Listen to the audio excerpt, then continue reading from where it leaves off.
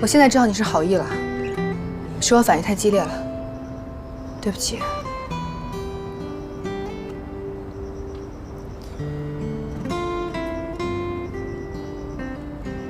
那你喜欢什么？我送给你。你真的想送给我礼物？那你送我1天时间吧，日期你来选，但是那天做什么要由我来安排，怎么样？ 好，一言为定。骗人的是小狗。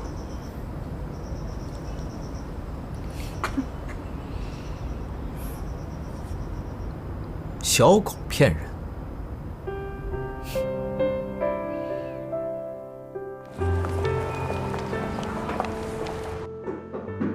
进来。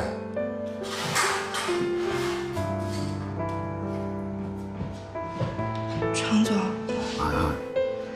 这是顾总让我交给您的。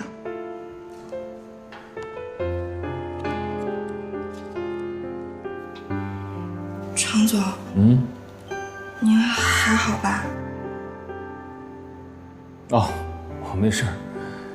公司刚完成收购，抽走了集团一大部分的流动资金，我怕对集团以后的运营会产生影响，所以头有点疼。 你说这顾总也真是的，说收购就收购，让大家一点准备都没有。就因为这件事儿啊，所有人都弄得手忙脚乱。好了，你先回去吧，文件看完以后通知你来取。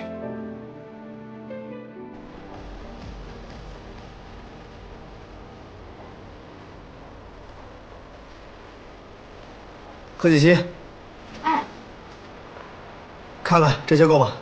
你这是干嘛呀？ 我看你挑来挑去那么麻烦，超市里的东西不都一样吗？我全买了还不行吗？你这是在扫货架好不好？你选的这些东西用不到的。这不都一样吗？说好今天都听我的，现在就想反悔了是不是？行，听你的，你说了算。好了，那我这边东西选的差不多了，我要去图书区看一下。哎，那这些东西呢？放回原处啊。我放啊。 不然呢？不是，老方啊，今天他们小两口都不在家，让露露呢随便弄点什么东西就行了，别弄复杂了。啊，是，老夫人，最近少爷跟少夫人的关系越来越好了，少爷都不怎么出去玩了。